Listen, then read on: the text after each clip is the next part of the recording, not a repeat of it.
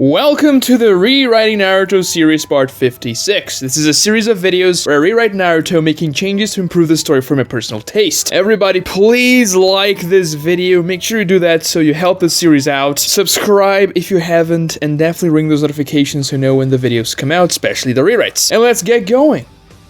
The ocean breeze hit Suigetsu's face as the boat cut through the water. Mist ninjas powered it with water style. The young Suigetsu stood at the deck of the ship and he was excited. At 7 years old, that was the first time he was going on a mission. Well, he was not a ninja yet. His older brother Mangetsu had taken him with as an observer so that Suigetsu could start learning the shinobi way from early on. The ocean's so cool, Suigetsu told his brother in excitement as they both stared into the ocean. It certainly is, he patted Suigetsu's head. This mission, is it gonna be difficult? It shouldn't be. Then why are the most powerful mist jonins on the boat? Mangetsu looked at him with a smirk. You're becoming really observant, aren't you? Well, I wanna be a 7-ninja swordsman like you, so I wanna learn everything I can. Not just sword fighting like we've been sparring, but everything about the ninja world. Well, that's great. But really, it shouldn't be a difficult mission. We're actually going to watch a tournament of sorts. What? Really? What kind of tournament? It's a fighting tournament.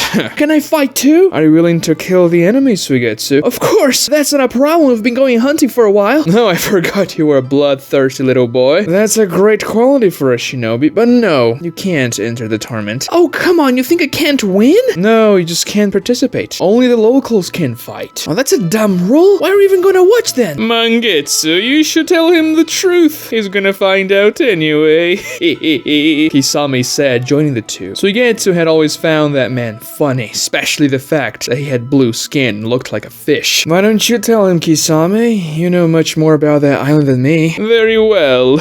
You see, little Suigetsu, we are going to a place called the Shark Island. Well, at least that's how the Mist Village calls it. There lives a clan called the Shark Clan, or at least that's how the Mist Village calls them. Wait, are they real sharks? Not exactly. The Shark Island is located in the land of water, so naturally the feudal lord has dominion over it. However, the Shark Clan is rather wild. They enjoy eating human flesh above all else, and they can be extremely unpredictable and attack nearby islands or cities throughout the land of water to collect food. So a few decades ago, there was a raid. The Mist Village attacked and subdued the Shark Clan. It was a bloody battle, but the village came out on top, and after that, a settlement was reached. They created a fictional line where the Shark Clan could attack outside the land of water and get their meals properly. And also, every 7 years, a great battle royale is to be held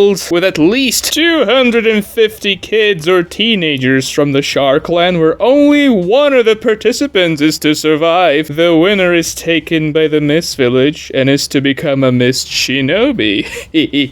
Oh, that's brutal. It's quite genius, if I may say so myself. The Mist controls the population of the Shark Clan so they can't attack or pose too much of a threat, and even restrain them into attacking other nations nearby, weakening them by extent. And to top it all off, they gain one extremely promising shinobi prospect from the battle royale, and so long as the Shark Clan cooperates, they are left alone. This deal has sustained peace in the region ever since it was implemented. So we're gonna watch this battle royale? That's gonna be awesome! Yes, it is a bloody affair, and you know how much sharks love blood. You know how riled up they become. Wait a minute, Suigetsu said, squinting his eyes at Kisame. Were you one of the kids that won the battle royale?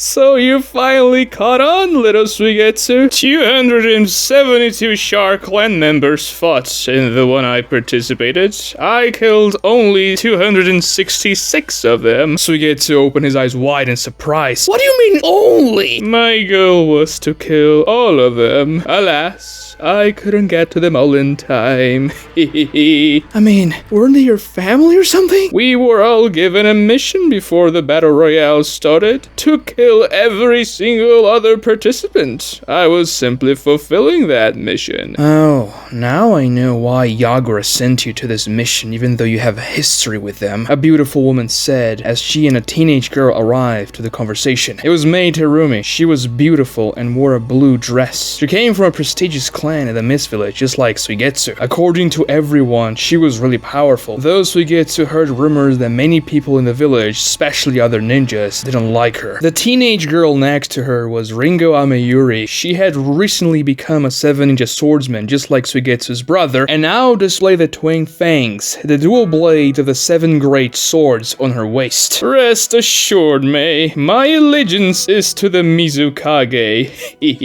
I'm not questioning that. I'm just saying he has sadistic tendencies, and I don't like that at all. Especially the casual way you talk about massacring your own. It was simply my mission, Mei. And you enjoyed it, didn't you? Oh, come on, Mei, there's no need to antagonize Kisame. Mangetsu moved in between them. He's right, Mei, you're too uptight. You should chill a little bit, Ameyuri said. Quiet, you brat. You just became a jonin and you think you can boss everyone around? Whatever. Come on, Mei. I'm the boss, at least here. So now I command you to stop fighting, right? You can do that for me, Mangetsu said. He was the captain of the battalion. There were 12 jonins on the boat. Oh yes, you were very responsible, Mangetsu. A great captain you're gonna be. This is an S-rank mission. We're all jonins here, and you bring a child into it. Do you want to get your brother killed? No, I'm just showing my brother the harsh realities of shinobi life, preparing him to become a 7-ninja swordsman. You should do the same. Shut up, don't tell me that. Come on, Mei, you know how hard things are. And I got approval from Lord Mizukage to bring him along. Suigetsu smiled. His parents died 2 years ago, but his brother was doing his best to teach and spend time with him. Mangetsu was 15 years older than him, so Suigetsu had started to see him more as a father than a brother at this point. You repulse me, especially you, Kisame. Mei scowled. Kisame simply shrugged. Isn't your shift to power the ship, Mei?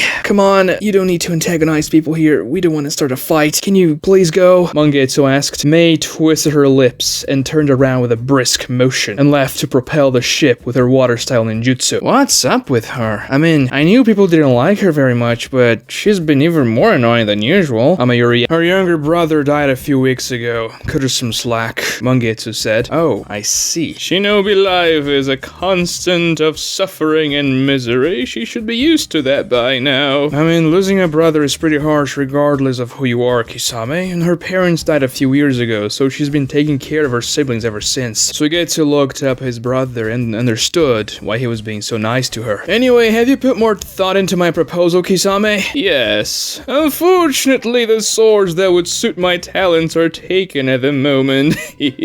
What? Are you gonna join the 7-ninja swordsman? Ameyuri asked. Mangetsu did offer me a position, but the swords that I would want to use are the executioner's blades, and that one is with little Zabuza, and most of all, the one I crave the most would be the Samehada, but that one is with Fuguki, so I'd rather not be a bother. As the commander of the 7-ninja swordsmen, I affirm you wouldn't be one. Come on, Kisame. Look at Ameyuri. She joined our ranks like a month ago and she's doing great. Stop complimenting me. I think you should take one of the swords, Mr. Kisame. They look cool on you, regardless of the sword. You're a good boy, but I'll be fine. Perhaps one day I shall become a 7-ninja swordsman like you. Which sword do you want to have one day, Suigetsu? Well, to be honest, the Samehada, like you.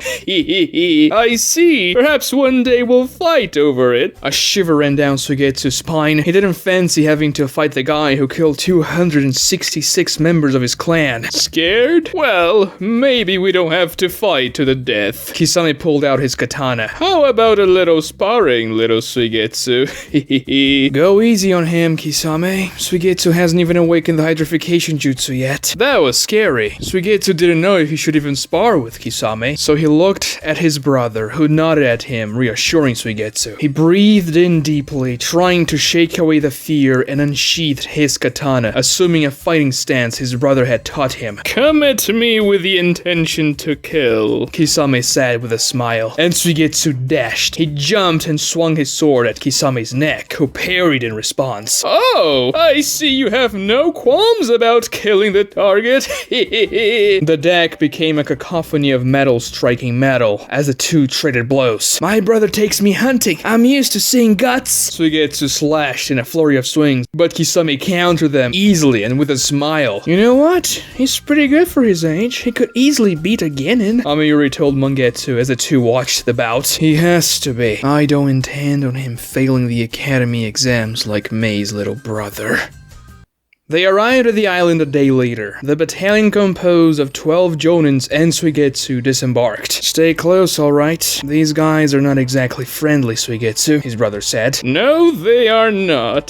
Suigetsu swallowed, but he went with them. The island was tropical. Suigetsu enjoyed the humidity, but the heat not so much. It was then when Suigetsu saw them. Several blue people approached the mist group. They were terrifying. They all had the same fish-like traits that Kisame had, with all shades of blue, but their bodies, they were littered with scars. Some were old, but others were alarmingly fresh. Their faces were all scowls. If they could kill every single member of the battalion, they would. The shark men wore rudimentary clothes and carried rudimentary weapons as well, but something told Suigetsu they could make up for that with sheer ferocity. Their teeth were pointy and sharp, just like sharks, and just like Kisame's. That was strange though. They had so many scars, and Kisame had none, even though he fought in the battle royale. Did that mean Kisame was so strong they couldn't even hurt him? Maybe they just didn't have any healers like the Mist Village had medic ninjas, but still, after their sparring session, Kisame told Suigetsu he was around 10 when he left to the Mist Village, and also said that his very first memory was of him raiding a small island and killing the inhabitants in a covert raid with his clan, feasting on the fallen. So he had always been fighting, and yet Kisame had no visible scars. A 2.5 meter tall man parted the rest of the shark clan. His body was built like a concrete wall, but something else distinguished him from the rest. His head resembled the one of a hammerhead shark. Welcome to Kashiri, mistfolk, the hammerhead said to the group, but his separated eyes focused on Kisame. Thank you for receiving us, Chieftain Gutigakido. We've been looking forward to the great bout, Mangetsu said. The preparations are all ready. Follow us. The bout will start when we are all accommodated. The Mist group followed the Shark Clan and the Hammerhead into the tropical vegetation. It was a somewhat dense tropical forest with a sandy ground. The walk was eerily silent. The only sounds they heard were their footsteps on the sand and insects flying around. Suigetsu could almost touch the tension in the air. He wasn't expecting the encounter to be this nerve-wracking. Then again, that clan was about to lose so many of their members. Good to see you again as well, father. Kisame broke the silence with irony lacing his words. The hammerhead turned around. Suigetsu couldn't read his facial expression because his face looked too alien, but his body language seemed furious. Why are you here, Mogadore? That is no longer my name, father. I am Kisame Hoshigaki. What? They're not content enough with stripping away the Kashiri clan name, but they also change your given names? And to name you like that, Kisame? I like the sound of it.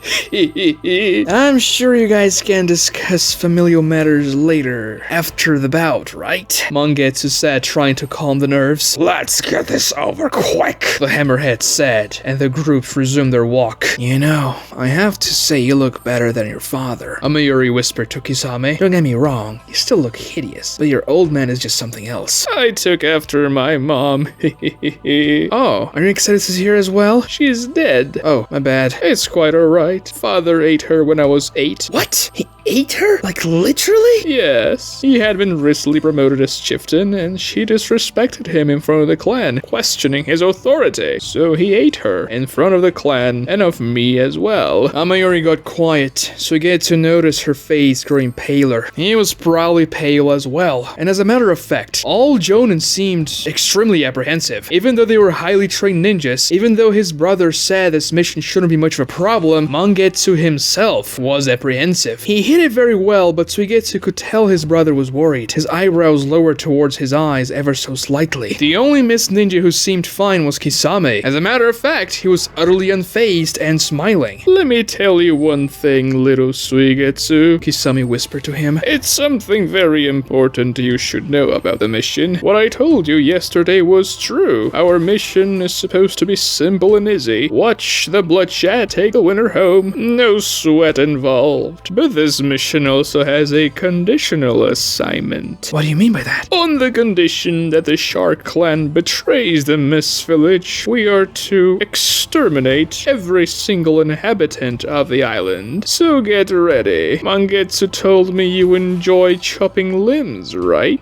What do you mean by betraying? The group arrived at a clearing and a massive lagoon laid ahead, in front of them, at the center of the island. That was where the battle royale was supposed to be held, but this time, hundreds, no, thousands of shark people surrounded them, weapons ready, teeth showing. Suigetsu understood. It was an ambush. "Kill them all!" The hammerhead screamed. The entire clan swarmed the Mist Ninjas, entering a frenzy. They roared, displaying their sharp teeth, and prepared their jagged weapons ready to strike. The Mist Ninjas immediately jumped into action. Ameyuri weaved a hand sign and raised a tall circular ice wall around the ninjas. The Shark Clan clashed against it, hacking with their weapons, even biting the ice, and the wall began to crack all around. Mangetsu pulled a large scroll, opened it, and summoned a sword. It was Shibuki, famously known as the Blast Sword. The weapon itself resembled a massive scroll that unrolled itself to form a paper edge, but it wasn't just any paper. Those were paper bombs. That sword exploded upon its strike. Suigetsu also understood that. His brother was proficient with every single of the 7 ninja swords, but Shibuki was the perfect weapon for mass extermination. "You know Lord Mizukage's orders. Kill everything that moves!" Mangetsu told his squadron, and then he looked at Suigetsu. "On your guard, Suigetsu. If you don't fight, you will die." That shot Suigetsu awake. He unsheathed his sword with trembling hands, and adrenaline coursed through his veins. The ice wall broke, and the Shark Clan blasted forward, passing through the shards. The Mist Ninjas were ready. Mei spat a stream of acid that hit dozens of sharkmen, sizzling their skin and making them scream in agony. Ameyuri spun with her blades, imbuing them with lightning and becoming a blur. She cut through several sharkmen with a fluid motion, severing their weapons in the process, using ice-style shards to attack some that were further away from her. Kisame smiled. He slashed with his katana, killing several of his former clan members, parrying attacks coming from all sides. Mangetsu swung his blast sword. Every strike exploded over a dozen sharkmen, sending them flying away with their bodies on fire. He didn't bother dodging upcoming attacks. The jagged weapons hit him, but whenever they did so, that section of his body turned into water and recomposed itself. Mangetsu simply kept on attacking and exploding the enemies in a cascade of blasts, ignoring everything coming at him. The other 8 jonin of the squadron also slashed and attacked the Sharkman. The Mist Ninjas were dropping many of the enemies, so Suigetsu realized they were much more skilled in the shinobi arts, and the shark people mostly relied on their fury. That's why bringing jonins to fight here was a good idea. They could all handle their ferocity, but Suigetsu wasn't a jonin, and even if several sharkmen were dying, they didn't stop coming. With the numbers advantage they had, they could maybe even run the Mist Ninjas out of chakra. Suigetsu himself didn't move. He wanted to be protected by the perimeter the jonins had created, but 2 sharkmen broke through that perimeter, dashing at him. They held sharp bone daggers, and their eyes craved his blood. Suigetsu raised his sword, blocking their ferocious strikes. They were well-built adults, so much stronger than a kid Suigetsu, but he knew that. Suigetsu couldn't parry their attacks head-on, so he needed to use his sword to redirect the force of their blows. Thankfully, his brother taught him well. Even with 2 men attacking him at the same time, Suigetsu outmaneuvered their strikes, using their momentum against themselves, and cut off the hand of one and the leg of the other in a quick combination of feint strikes. It didn't matter how big they were, a sharp sword would cut their flesh all the same. The 2 enemies roared in pain. They steeled themselves and attacked Suigetsu back with even more ferocity, but their attacks became sloppy and inefficient, especially for the man without a leg. Suigetsu slashed his throat after a limping lunge. Blood splashed all over and the man fell. The other one attacked in return, and Suigetsu quickly blocked his one-handed thrust, redirecting his katana to the man's chest. The steel blade rammed rammed through his heart, killing him instantly. The other shark man still lived for a few more seconds until he stopped twitching after so much blood loss. Suigetsu looked at the battlefield around him. It was chaos. Mei spat a wave of lava at a horde of shark men that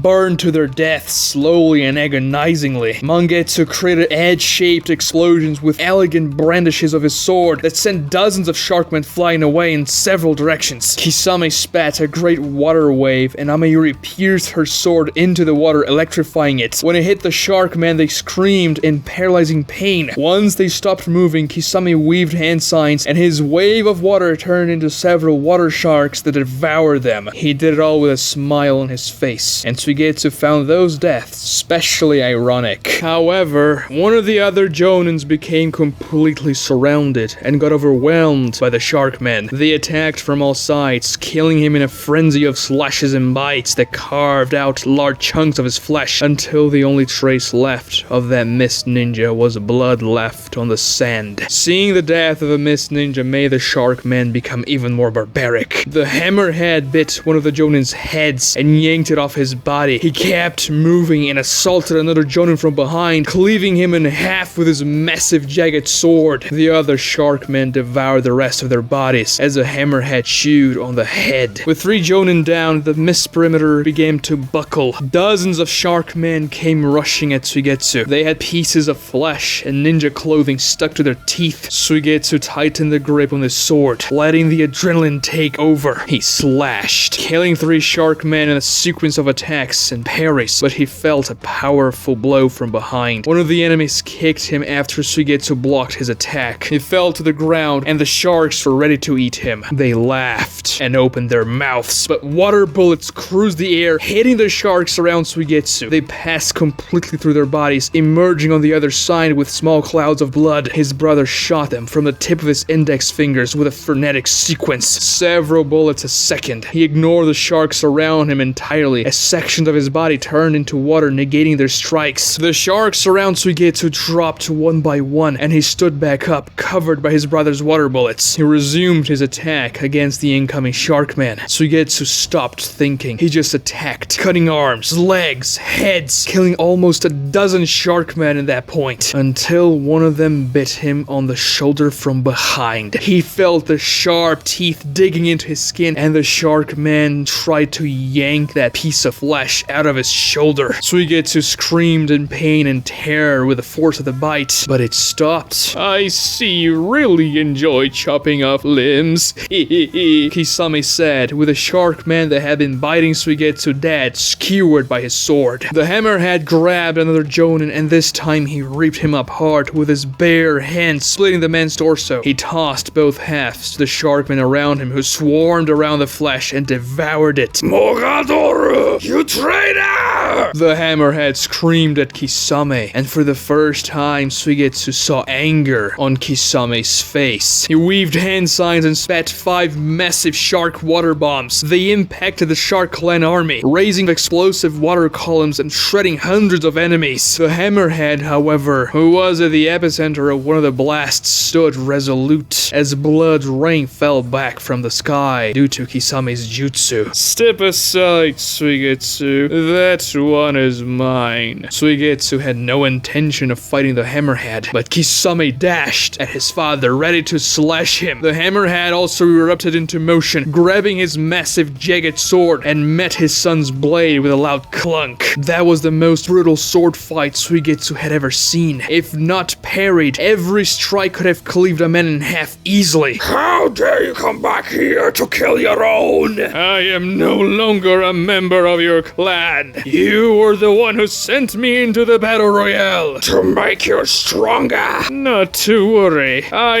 am stronger." Kisame chopped off his father's hand, and the massive sword flew away following the motion of his arm. That enraged the hammerhead beyond belief, rushed Kisame without a weapon. Kisame thrust his sword at his father's chest, impaling him, but he missed the heart. The hammerhead moved to the side at the last second. The hammerhead then tackled Kisame to the ground, his body body was much more massive, and ignoring the sword passing through his chest, he opened his mouth to bite Kisame's head off. Suigetsu thought about going and help, but 4 Sharkmen arrived, and he had to fend off against them. The other mist ninjas were also too occupied. Now that their numbers had dwindled, Kisame used his arms to keep his father's mouth open centimeters away, but at bay. Thick saliva mixed with Kisame's own blood fell on his face as Kisame put all his strength into stopping his father's bite. His arms wobbled, and they were about to give. The hands were mangled by the hammerhead's teeth, but Kisame pulled back his arms, and the hammerhead lunged forward. However, Kisame was expecting that. He moved his head to the side, and his father bit the sandy ground instead. Before the hammerhead could react, Kisame bit the right side of the hammerhead's face, yanking a section of the hammer alongside one of the eyes. The hammerhead screamed in agony, loosening his hold on Kisame, who managed to roll to the side, yanking his sword off his father's chest and standing up. Kisame crunched the piece of his father's skull, saliva and blood running down his chin. His lips were curled into a devious smile. I always knew you taste like trash. Kisame swallowed his father's flesh. The hammerhead stood up disoriented. The right side of his skull leaked blood and brain matter. You will pay! Kisame dashed and jumped. Swinging his sword with a downward motion, he slashed his father from above in the middle of the head and cleaved the massive body in two, vertically. That's for my mother. The shark men all around the battlefield got distracted with the death of their leader. That was a massive blow to their morale. Suigetsu used that moment of hesitation to cut down the remaining shark men attacking him. What did you think about that chop, little Suigetsu?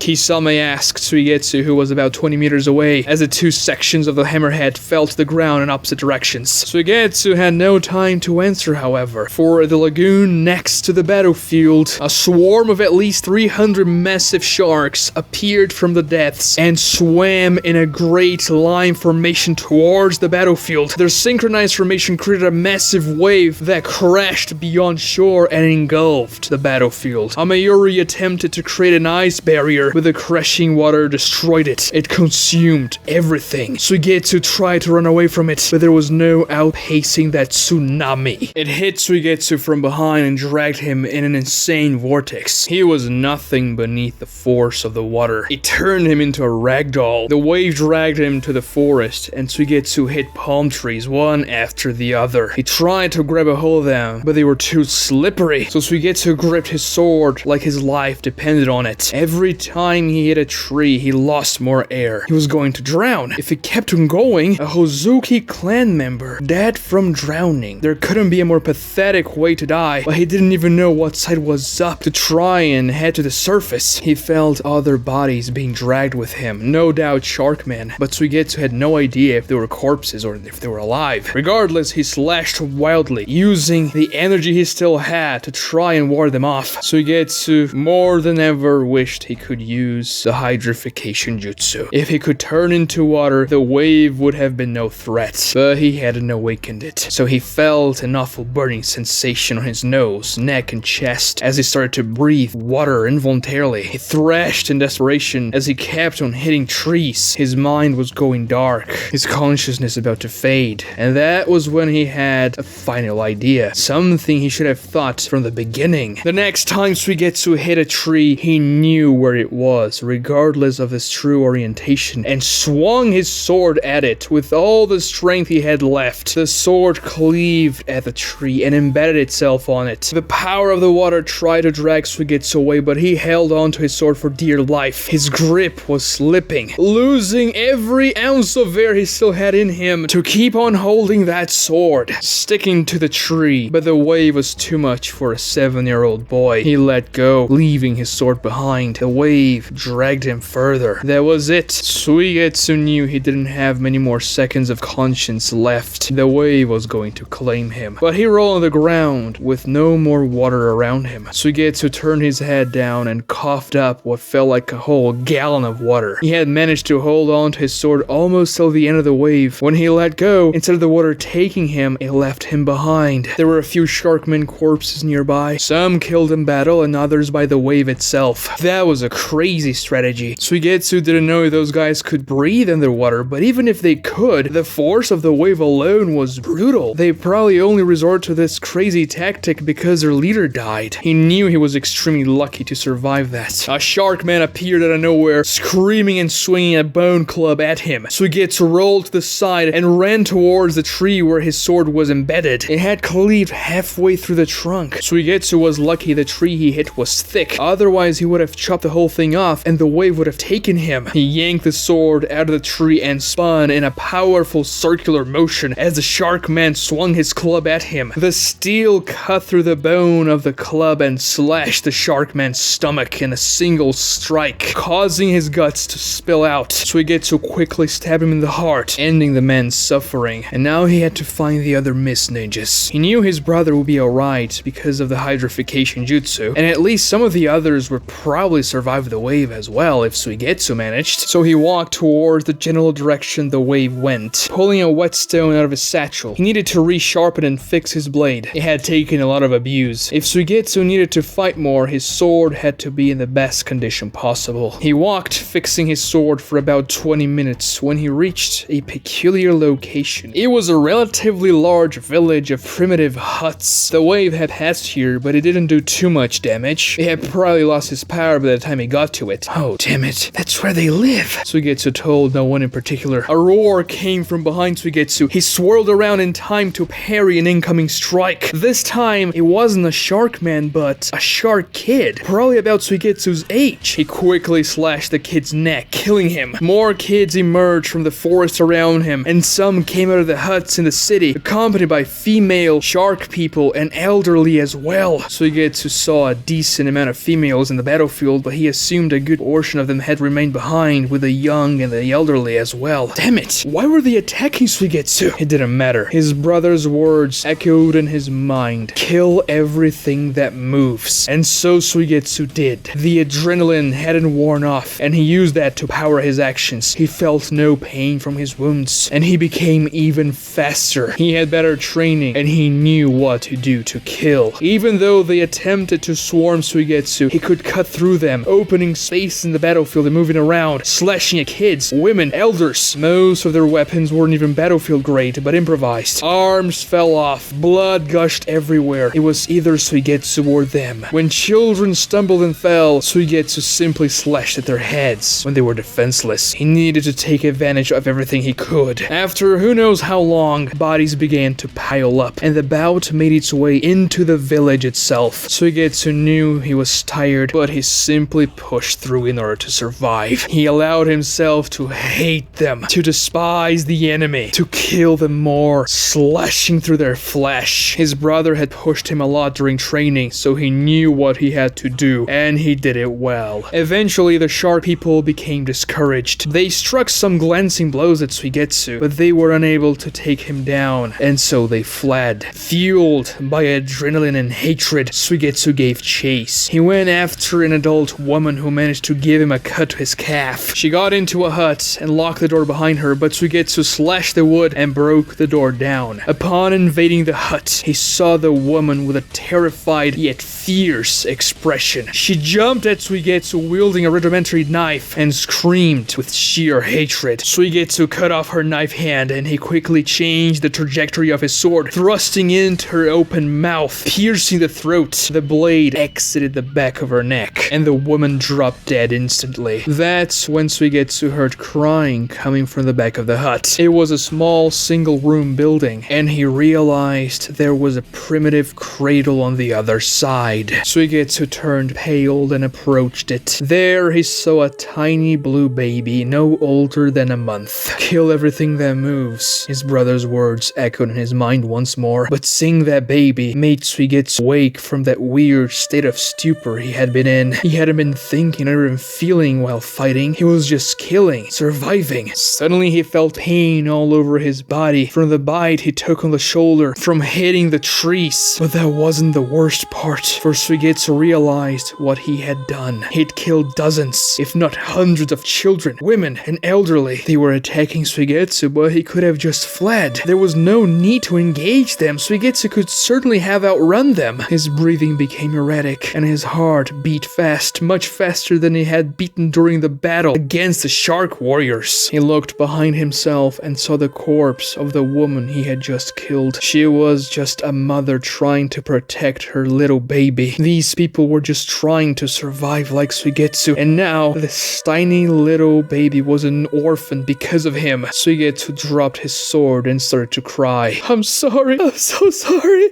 He put his hands on his head, pulling his own hair. You've done a good job, little Suigetsu, Kisame said, appearing on the hut. He walked towards Suigetsu with his blade in a reverse grip. I understand the baby might be too much for you right now, but relax. This isn't your mission anyway. You've done much more than you were expected to. Hehe. Kisame raised his arm, looking at the baby with a neutral expression. Wait!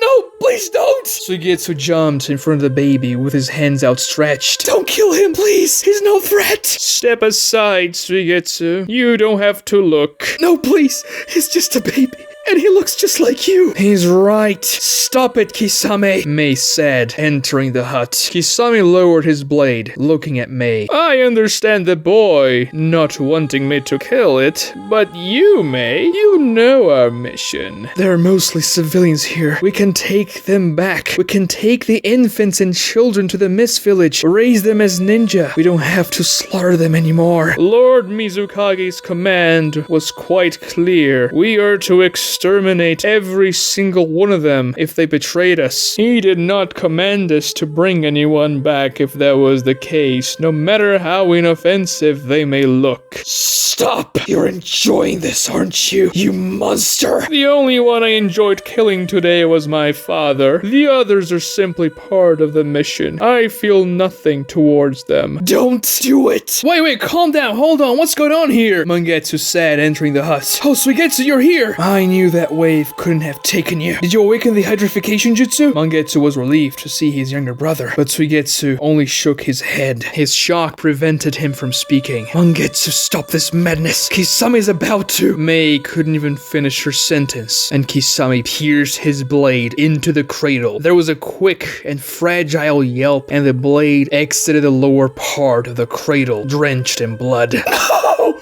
You monster! Mei moved to attack Kisame, but Mangetsu held her from behind. In his shock, Suigetsu didn't even realize when Kisame moved to do it. He couldn't bring himself to look at the cradle, and yet he remembered the baby's face. That made Suigetsu vomit. It had to be done. I have no time for your sentimentality, Mei. We have to go finish the job, Kisame said, exiting the hut. Let go of me, Mangetsu! His arms had turned into water to subdue her. Calm yourself, Mei. This was what Lord Mizukage commanded us to do. I don't accept it. I can't! Mei cried, tears of hatred and sorrow. Calm down. That's why you have a terrible reputation among our ninjas. I don't care about my reputation, and how can you stand for this? You know what happens to those who disobey Lord Mizukage's orders. I don't care. I'll kill him myself. Mei! Mangetsu raised his voice beyond hers. That surprised Suigetsu. His brother hardly ever shouted or lost his temper. I will not report what you just said, but you know what would be the consequences if I did. So please calm yourself. I know you're emotional. I know why. You shouldn't have come to this mission. Go back to the boat. We will finish the job here. You don't have to be involved anymore. Yes, I shouldn't have come here, but Yagura sent me here on purpose. He meant to test me, to put me through this. He wants me to betray him. He just wants an excuse to kill. He knows I'm right. He cannot have me in the village, so he has to kill me, doesn't he? And that is why you have to behave. If you die, what happens to your sister?